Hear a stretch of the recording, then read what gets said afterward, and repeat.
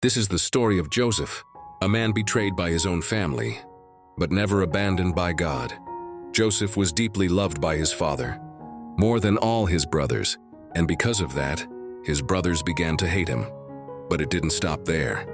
Joseph had dreams that one day he would rise above them.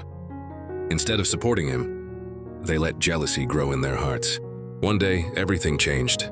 His brothers saw him coming, and instead of welcoming him, they made a decision that would change his life forever. They attacked him, stripped him of his robe, and threw him into a pit, a dark, empty pit, alone. Confused, betrayed, but they didn't stop there. They sold him as a slave. Imagine that, being rejected by your own family. Joseph was taken far away, to Egypt, a place he didn't know, a life he didn't choose.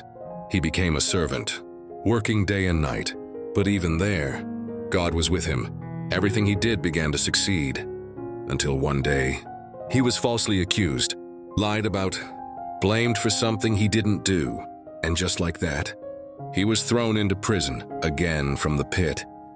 To slavery, to prison. Life wasn't getting better. It was getting harder. But Joseph didn't give up. He didn't turn his back on God, even in prison. He remained faithful, even in silence. He trusted, even in pain. He believed, because sometimes God is working in places you cannot see. Then one day, everything changed. Pharaoh, the king of Egypt, had troubling dreams. No one could understand them until someone remembered Joseph, a prisoner, forgotten by people, but not by God. Joseph was called, and in a single moment, everything shifted. He interpreted the dream, and that moment changed his life forever. Joseph was no longer a prisoner. He was made ruler, second only to Pharaoh, from the lowest place to one of the highest positions in the land. But the story doesn't end there.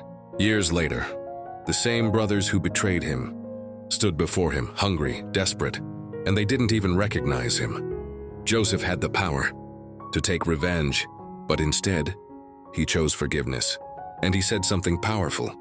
What you meant for evil, God meant for good. Maybe you've been hurt. Maybe you've been betrayed. Maybe you feel like your life is going nowhere. But listen carefully. God sees you. God has not forgotten you. And your story is not over. The pain, the waiting, the silence, it's all part of the process, because sometimes God will allow you to be broken before he raises you up. What they meant for evil, God will use for good.